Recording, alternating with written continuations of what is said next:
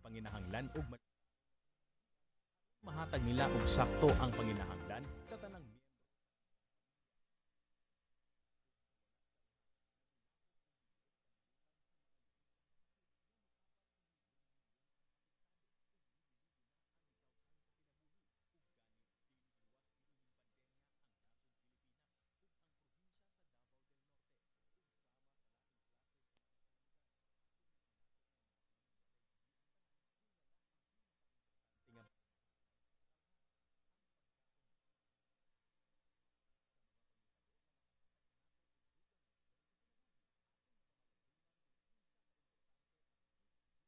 ang probinsyal nga panggamhanan sa Davao del Norte ubos sa liderato ni Kuya Gob Edwin I. Hubahib nagmugna sa programang DAVNOR Kaagapay o kausa sa agrikultura ug panginabuhian sa barangay.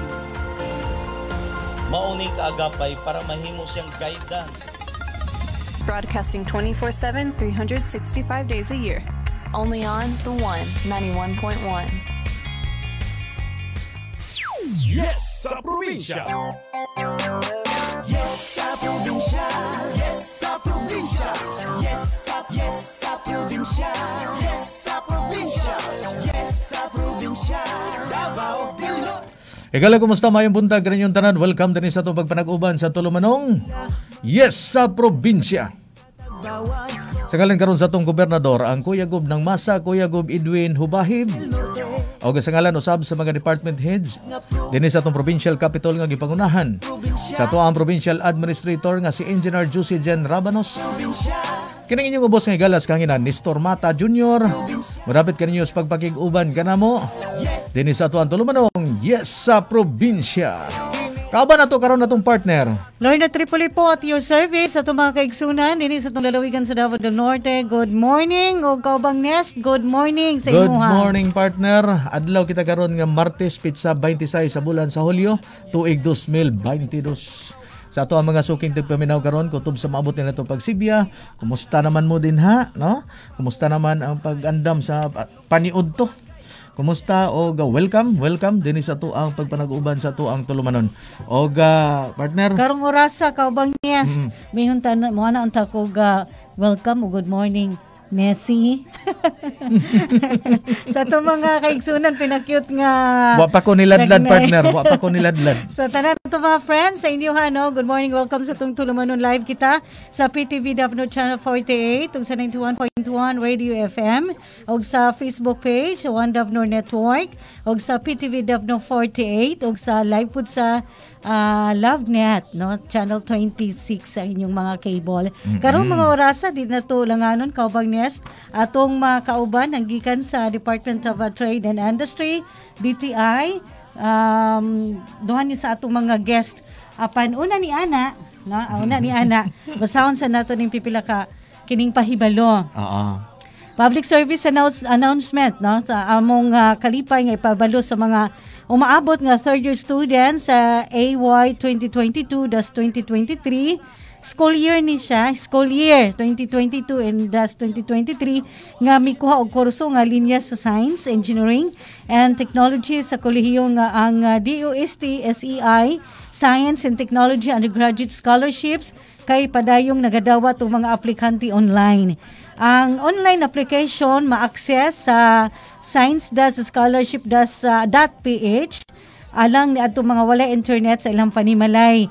Mamahimo kamong matabangan sa Provincial Science and Technology Center Davao del Norte pinagi sa pag-schedule o appointment kanamo. Pwede kami matawagan sa telephone number 084-216-2415, 0936-7721-344 o i-message pinagi sa mga official nga Facebook page.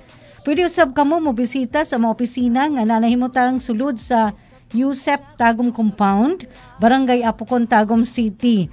Pwede usab kamo mag-email sa pstc.davao11.region11.dost.gov.ph o bisitahan ang official website sa DOST-SEI sa www.sei.dost.gov.ph.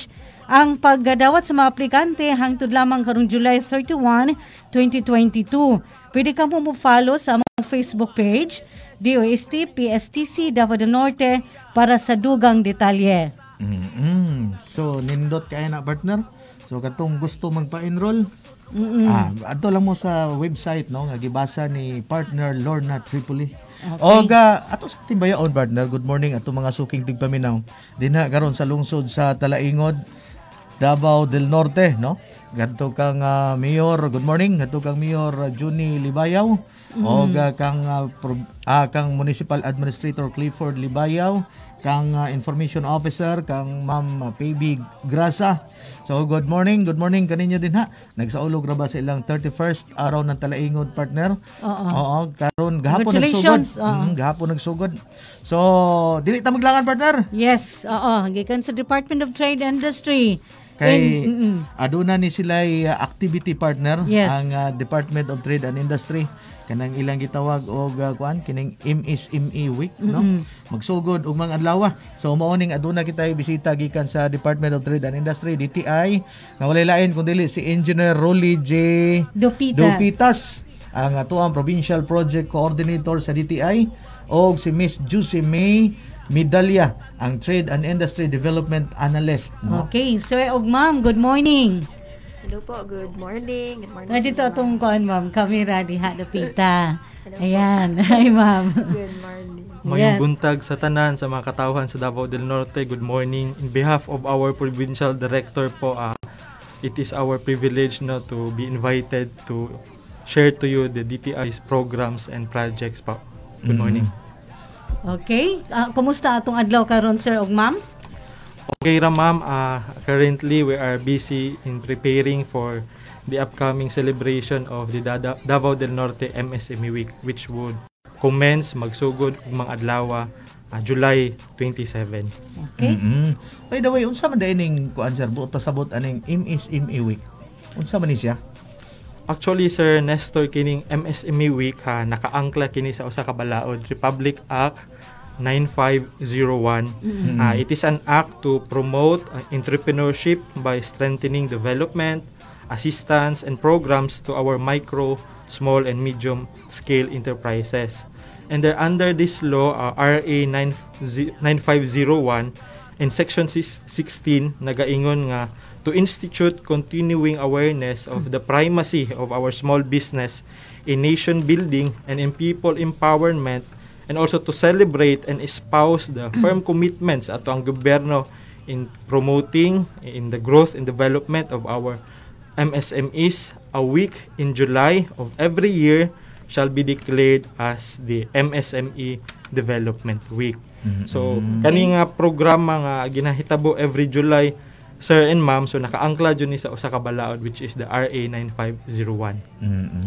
Okay, and ma'am, sir, okay, ma'am. So for this year's celebration of the MSME Week, our theme is the rise MSMEs in the digital economy. So as we all know, that digital economy is partly the use of our digital information, systems, and knowledge in certain business operations. So karon natay ginatawag na e-commerce, e-platforms, e-payments, and even our digital marketing, that helps our businesses. So siguro digitalization really boosted during the time of the COVID-19 pandemic. So as consumers really opt to buy online, shop online, buy food online, and even promote our products and services online via use of our social media platforms. So by this, we can vouch that digitalization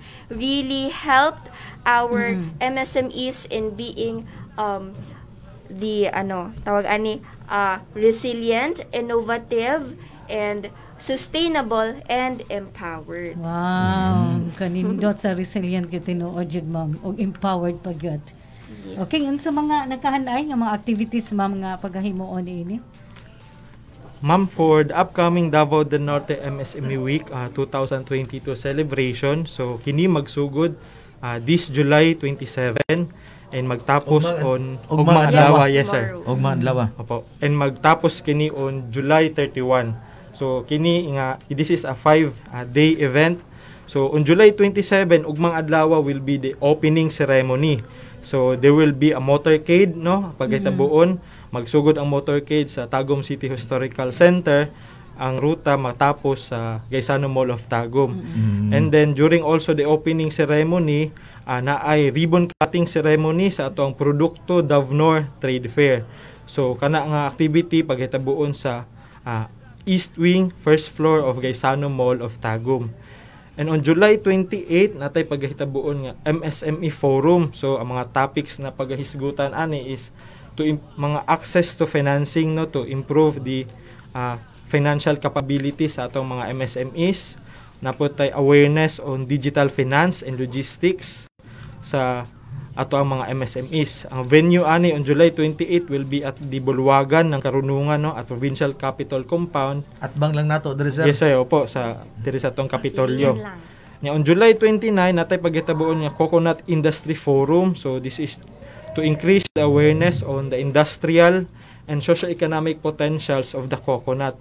Held also at the Bulwagan ng Karunungan, diri ra pod at sa to ang Kapitolyo, so sa katong Kapitolyo. And July 30 naay paghitabuon nga MSME Night.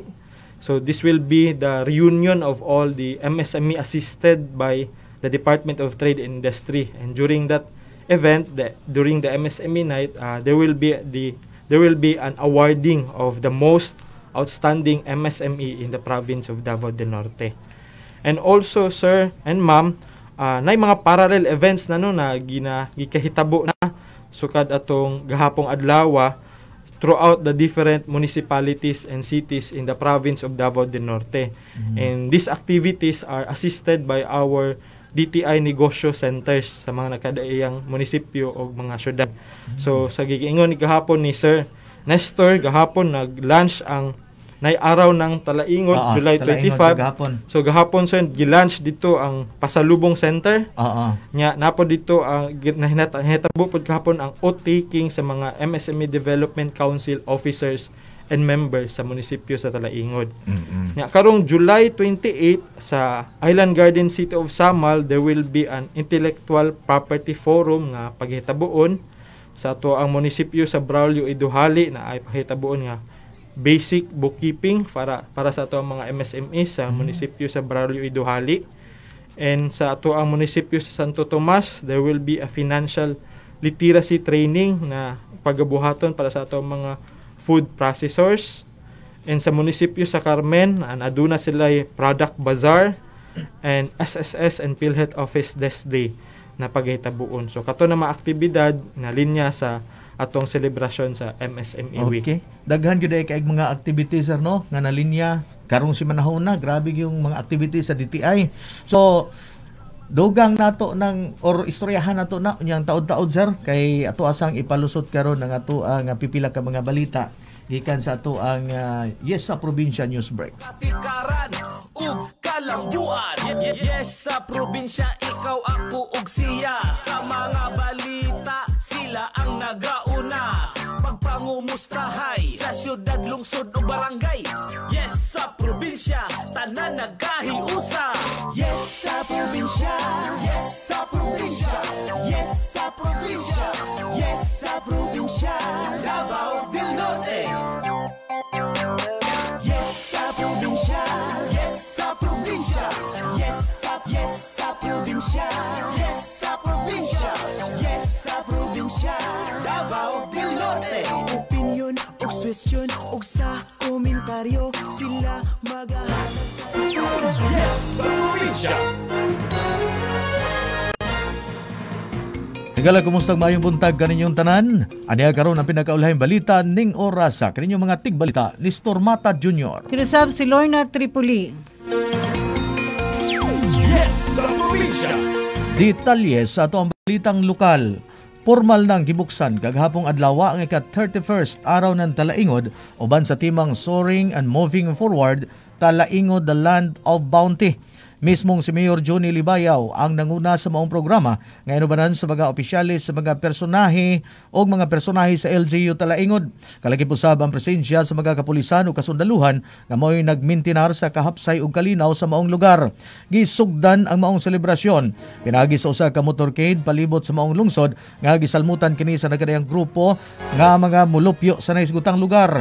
Daghang mga aktibidades o mga pasundayag ang masaksihan sa maong kasaulugan sama sa field demo competition, motor show, motor cross, volleyball tournament, battle of the bands o ang pinakgikahinamang search for Binibining Talaingod 2022 nga ipahitabo kini karong Hulyo 28 sa alas 7 sa gabi. Atol usab sa maong selebrasyon, gibuksan ang pasalubong center nga nahimutang sa bagong terminal sa maong lungsod.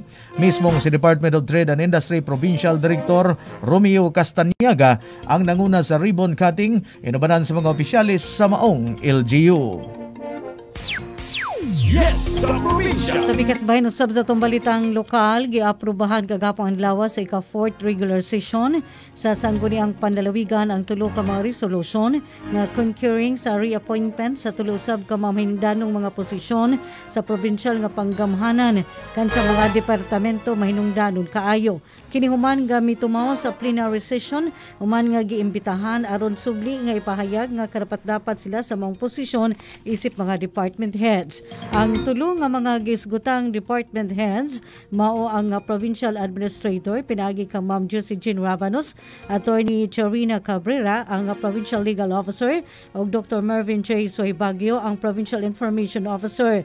Kini naglangkob sa resolution 432, 433 o 434 sa Sangguniang Panlalawigan nga pag-aproba sa maong mga department heads. Kini human sa gihimo nga deliberasyon ug pag-sukit-sukit sa mga Sangguniang Panlalawigan members ngadto sa tulo ka mga department heads sa Provincial Government of Davao del Norte. Kansang resolution giaproba sa third and final reading. Yes sa probinsya. Dugang detalye sa tuwang balitang lokal. Nagpaabot si Mayor Johnny Libayaw sa iyang dakong pasalamat ngadto kang Kuya Gov Edwin Hubahib atol sa ika-31st araw ng Talaingod kagahapong adlaw. Sumalapas sa mayor nga dako kayo ang suporta sa gobernador ngadto sa iyang administrasyon. Ilabi na sa kalampusan niini nga naangkon sa pagwagtang sa insurhensiya sa maong lungsod. Hinungdan nga naangkon nila karon ang kalinaw nga maoy mahimong susi alang sa ilang kalambuan. Prioridad ni Libayaw ang pag-abri sa mga bag-ong kadalanan sa mga lagyong lugar o sityo aron dili na mubalik ang problema sa insurhensiya o dali lamang usab ang paghatod og serbisyong medikal ug panginabuhian alang sa iyang mga ginsakupan. Dugang pa sa mayor nga ilang buhaton ang tanan nilang gipanaad sa iyang mga ginsakupan aron mas matagamtaman sa iyang tagilungsod ang serbisyo sa gobyerno bisan pa man sa kalayo sa ilang mga dapit. Yes sa probinsya. Sa katapusang bahin sa itong balitang lokal, mukabat sa 334,168 pesos ang kinatibukang kantidad nga napagula alang ngadto sa 30 ka mga pasyente ang natabangan sa zero billing nga programa ni Congressman Pantaleon Bebot Diaz Alvarez. Samtang mukabat usab sa 10,800 ang ipagawa sa mga buhatan alang sa pagtabang sa unom ka mga tawo nga nakadawat alang sa burial assistance. Kana ang kinatibuk ang gidaghanon sa mga katawhan nga natabangan nga natunulan alang sa zero billing o burial assistance nga gihimo sa Hulyo 25 tuig 2022. Tuig kasamtangan pinaagi kini sa action agad sa CPDA kon Congressman Pantaleon Diaz Alvarez. Yes sa probinsya. O karon sa detalye sa ito ang balitang nasyonal. Giduso ni Presidente Ferdinand Bongbong Marcos Jr. kagahapong adlaw ang pagbugna og daghang specialty hospitals sa ubang bahin sa nasod aron mapauswag ang paghatod sa serbisyong medikal ilabi na sa lagyong mga lugar. Sa samang higayon, gipasaligan ni Marcos ang publiko nga wala nay mga lockdown bisan pa sa pagtaas sa mga impeksyon sa COVID-19. Matod pa ni Marcos atol sa iyang pinakaunang State of the Nation address nga iyang dan-o ng serbisyong medikal ngadto sa katawhan og dili na maghulat nga moadto pa sa mga ospital o mga healthcare center. Gihatagan og gibugaton sa presidente ang kamahinungdanon nga adunay sistema sa pag-atiman sa kahimsog nga duol sa komunidad, labi na sa mga lugar sa kabaryuhan nga kulang sa mga medical o mga healthcare worker. Dugang pa niya nga iyang ipaduol ang healthcare system sa katawhan aron dili na moadto sa mga sentro sa ilang lungsod, probinsya o rehiyon. Magbutang kini og mga klinika o rural health units kon RHU nga bisitahon sa mga doktor, nurse, midwife o medtechs kausa sa usa ka semana aron mas sayon alang sa mga masakiton nga matambalan nga dili na kinahanglan nga mobiyahe og layo. Yes sa probinsya. Sa pikas bahin usab sa atong balitang nasyonal, sa pinakaunang State of the Nation address ni Pangulong Ferdinand Marcos nga gihimo kagapong adlaw og tanong gipayag sa Pangulo nga wala nay mahitabo pa o paghimuong lockdown dinhi sa nasod bisan pa nga na paghihapon ang hulga gikan sa COVID-19. Suma sa Pangulo nga maglisod na ang Pilipinas kung aduna pay lockdown nga masinati sa nasod. Hatagan niya matud pa og pagtagad ang sektor alang sa mayong panglawas. Ingon man ang paghatog importansya og igong pagtagad usab alang sa mga katawhang Pilipino. Dungan usab nini ang pagpaligon sa dagan sa ekonomiya. Yes sa probinsya. Dugang detalye sa atong balitang nasyonal. Giawhag ni Presidente Ferdinand Bongbong Marcos Jr. kagahapong adlaw ang Kongreso sa pagpasa og balaod nga magpaspas sa mga pautang kung magpapas sa mga pautang sa mga benepisyaryo sa agrarian reform aron pagsiguro sa kalampusan sa programa sa food security sa iyang administrasyon. Sa iyang unang State of the Nation address kunsuna, si Marcos mingon nga ang gisugyot nga lakang magwagtang sa wala pa mabayri nga amortisasyon o pagbayad sa interest sa mga benepisyaryo. Ang presidente nagingon nga ang maong lakang maglakip sa 58.1 billion pesos nga makabenepisyo sa 654,000 agrarian reform beneficiaries o maglambigit sa kinatibuk-an nga 1.18 milyones ka hektarya sa nahatag nga yuta.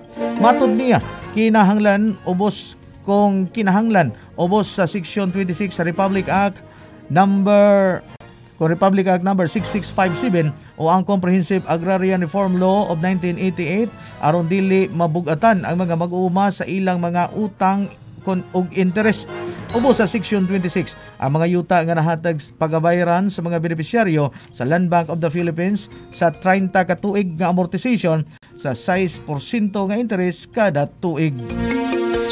Yes sa probinsya. Sa katapusang bahin usab sa tumbalitang nasyonal, pipila ka mga magbabalod sa Kamara nagpahayag nga andam sila sa pagsuporta o sigurong maaprubahan ang mga gipanday nga mga balaod nun, labi na ang mga nasa wish list sa Pangulo. Kini ang gipahayag sa pipila ka mga congressman human sa gihimong pinakaunang State of the Nation address ni Pangulong Ferdinand Marcos Jr. kagahapong adlaw. Kalakip sa zona sa Pangulo ang pahayag dini nga siya nagtuo nga andam ipadayon ang face-to-face classes ug ang ayan ng pag-injeksyonan alang sa booster shots ang mga magtutudlo ug ingon man usab pag magtutungha alang sa luwas nga education system sa nasod. Yes sa probinsya. Mao kini ang kahipitan sa itong mga balita ning oras kini yung mga tigbalita. Lorna Tripoli. Kinusab si Nestor Mata Jr. Daghang salamat sa inyong pagpaminaw, mayong buntag. Yes sa probinsya. Yes sa probinsya. Yes sa probinsya. Yes sa probinsya. Yes sa probinsya. Yes sa probinsya. Davao del Norte. Opinion ug suwestyon ug sa Bueno mga kaigsunan, balik pa dayon kita din sa itong pagpanaguban sa tulumanong yes sa probinsya. Sa ngalan sa atong gobernador, ang Kuya Gob ng Masa, Kuya Gob Edwin Hubahib, o sa atong provincial administrator nga si Engineer Josie Jen Rabanos. Kaninyo bos nga galas kang inani Stormata Jr. Kauban lang maghihapon nato atong partner. Lorna Tripoli po at your service. Atong mga kaigsunan karon hapit na ang tingpan ito kaubang nest. 16 minutos na lamang partner. Nagapabilin. Yes. Unang mudangat ang oras alas 12 sa udto. Okay. Ato sa timbayaon ang atong mga atong mga followers kay Mr. Pastor Nazarene, mayong udto kay Carl Singson, mayong adlaw og sa Kalambuan sa probinsya, og sa tong kinakusgan nga si Angel Aldrin, mayong adlaw sa tibok probinsya, og sa Minmin ang pangalan Davnor, morning. morning, Sir Nestor, Ma'am Lawrence. So, sa ato mga bisita, usab from Department of Trade and Industry. So ato sa aning palutso ning pipila ka mga pahinumdom partner gikan sa ato ang gikan sa public service announcement. Okay, among gikalipay nga ipahibalo sa mga umaabot nga third year students sa school year 2022 to 2023 nga mikuha og kurso nga linya sa Science, Engineering and Technology sa kolehiyo nga ang DOST, SEI, Science and Technology Undergraduate Scholarship kay padayong nagadawat og mga aplikante online. Ang online application ma-access sa JLSS partner. Yes. JLSS.science scholarship.ph. Medyo hanap-hanap na gid atong pananaw. Tama. Okay, Larga Vista. Ano siya, Larga Vista. Alang ni atong mga walay internet sa ilang panimalay, mamahimo kamong matabangan sa Provincial Science and Technology Center Davao del Norte. Pinaagi sa pag-schedule og appointment kanamo. Pwede kami matawagan sa 084-216-2415, 0936-7721344 o i-message pinagi sa among official nga Facebook page. O pwede usab kamo mo bisita sa among opisina nga na mahimutang sa sulod sa Yusip Tagum Compound, Barangay Apocon, Tagum City. Pwede usab kamo mag-email sa pstc.davao-del-norte@region11.dost.gov.ph. Okay. Email pstc.davao-del-norte@region11.dost.gov.ph o bisitaha ang official website sa DOST SEI sa www.sei.dost.gov.ph. Ang pagdawat sa mga aplikante hangtod lamang karong July 31, 2022. Pwede kamo mo follow up sa among Facebook page DOST PSTC Davao del Norte para sa dugang detalye. Otrohon nato ang Facebook page sa DOST PSTC Davao del Norte. So, para sa dugang detalye ni Ana. Para sa dugang detalye. Balikan na to ang taga Department of Trade and Industry. Naging kay mubo na niya itong oras, partner. Gamay lang pasabot na to ani kaubang Nes, no? Ato lang balikon, ma'am, no? Kaning unsa gyud ibot pasabot aning word litra aning MSME. Tapos may kalabutan sa ilang dunay coming forum, no? O kinsa ato mga partners ani, ma'am. Okay, for our MSME, ano na siya, micro, small, and medium enterprises. Okay. So for para lang for the information of everybody, so for micro, katutong assets nila or mga kabtangan nga not more than 3 million, and then for small is katong 3 million up, above 3 million up to 15 million, and then for our medium kay kato na to siyang above 15 million to 100 million. So kanino these are our MSMEs. So diri sa tong probinsya daghan jud ang micro nato na enterprises. So kani jud ang mga nanginahanglan sa serbisyo sa gobyerno. Okay. So karon ma'am, balik ta sa ato ang MSME Week nga pagasugdan tomorrow, July 27, 2022. So naatay opening ceremony, so magsugod kini with a motorcade from Tagum Historical Center to Gaisano Mall of Tagum, and then our official program will be held at the East Wing Activity Center of Gaisano Mall of Tagum. So kani ma'am, i-launch nato ang ato ang DTI Davao del Norte IPpreneur and Gama sa Paglaom projects, and also the MOA signing of our partner, the Globe EasyPay. And of course, we have our keynote speaker, Mr. Larry Rubinos of the LYR Group of Companies, and the ribbon cutting of the Produkto Davnor Trade Fair nga naara po dito sa Gaisano Mall of Tagum. So daghan gyud mga activity, no? Yes. Balikan unsa to ma'am katong sa IP? IPpreneur po, sir. So unsay ginakuan mga produkto nato ana nila? kani siya ginakuan nato nga ato ang IPs or Mga indigenous lumad. people, Indigenous, yes po, mga kay lumad. mo go into business, mag-go into entrepreneurship. So, ginatawag na to silang IP-preneur. So, naani, actually, sa una pa ni, no, gusto lang namo i-package ang amo ang services sa ilahang nga katong mga product development sa mga ginahimo na nila like baskets, naga-weave sila, and other katong mga beads na accessories nila. So kato gusto nato nga mas ma-empower pa ang ato ang mga kaigsuunang lumad. So, Okay. yan. Hindi, tapos sa itong mga, ang forum, forum, Yes po, on the second day, so naatay ginatawag na MSME Forum. So kani is improving MSMEs access to financing, customer service, and awareness on digital finance and logistics. So for our MSME Financing Forum, ang ato ang speakers ani of course is the financial wing of the Department of Trade and Industry, the Small Business Corporation, and the kaning mga kauban natong financing institutions diri sa Davao del Norte like Radio Wealth Finance, BPI Banco, Tagum Cooperative, and the Rizal Microbank. And of course naapod ta diri to enhance the customer service of our MSMEs nga inline gihapon sa kuan ni DTI the rules in ensuring the trade fair, and this will be handled by our Consumer Protection Division of the DTI Davao del Norte. So we will discuss about the price tag law, consumer complaints handling, warranties, and no shortchanging act. And of course, since we are really into digitalization, so for our digital finance and logistics, we will have our partners, the Food Panda and Globe ECP. Yeah. Regarding anang no short changing acts, ma'am, pwede pasabta daw mi gamay ana usa na nga balaod? Okay, kani sir no kay siguro nakuan na mo kanang sa atong mga malls, no? Tapos tagaan lang ta og sige kulang og piso, kulang nga. og Kung sa sari-sari store, ang imbis nga piso, candy ang hatag. candy. So ang kuan ana sa balaod po bawal. Okay? Bawal na siya, no? na siya. So mas masabta nato no during our forums. Actually, posted na ni sa amo ang Facebook page DTI Davao del Norte ang ato ang activities. So just message us po if you are interested. Okay, ma'am. Ang official Facebook page, ma'am, Ng DTI is DTI Davao del Norte. Okay. Yan. So just follow us po, and all the activities are already posted online. So you can message us for more information.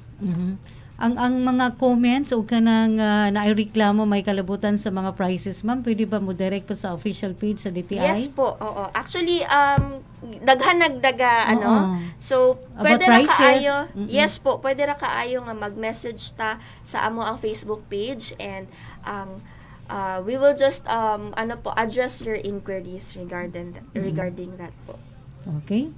Okay. Naapod tayo na dungog, ma'am, nga aduna po'y paghimuon nga kining Coconut Industry Forum. Unsa pod ni siya, ma'am?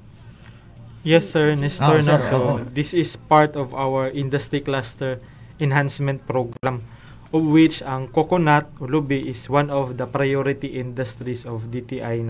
So, sa kaning aktibidad, so amo ang ginapaninguha nga ma-increase ang awareness atong mga coconut stakeholders on its industrial and socio-economic potentials. Of course, among partners for this activity are si Philippine Coconut Authority Davao del Norte. Amo pong giimbitar ang Franklin Baker. We have also invited si Healthy Sweets Mindanao Corporation. And to present the research on coconut, we have also invited University of Southeastern Philippines Tagum Campus, and also ato ang Pagro, Provincial Agriculturist Office there is ato ang Kapitolyo. Also we have invited Department of Science and Technology, FNRI, or Food and Nutrition Research Institute. So atong topics nga paghisgutan sa kaning forum, so kaning mga coconut supply and demand situation, kumusta na ba ang market demand, ang mga opportunities and challenges, unsa ang marketing trend karon sa coconut beverages, on also mga marketing trends sa atong coconut sugar and VCO, as well as its benefits and utilization. Also part of the forum is the presentation of the innovation on the coconut climber manual device developed by the University of Southeastern Philippines, Tagum. And hopefully, matagaan ta og positive nga feedback sa ato ang imbitasyon sa DOST FNRI to discuss the effect of VCO, especially during effect of VCO to COVID-19 cases. So, ato mahinumduman during pandemic, so daghan ang inom og VCO. Unsa pod ba ang mga health benefits? So, hopefully, mag-attend sa ato ang forum para mapahisgutan kining about sa VCO and sa iyang epekto sa COVID-19, no. Kay this is a great potential, no, kung positive ang effect ani sa industriya sa ato ang lubi. Tinuod, no. So kanang Coconut Industry Forum, sir, kanus agyon na ipahitabo? Kani paghitaboon karong July 29, 2022, karong Biyernes. Ang venue pod ani, sir, diri lang sa tong Kapitolyo sa Bulwagan ng Karunungan. Kasi may mga possibility ani, sir, sa mga attendees ani nga mo. So, the attendees nga mong gi-invite atong mga coconut stakeholders sa probinsya sa Davao del Norte. So, we have invited mga farmers sa nakadaeya ng mga munisipyo o syudad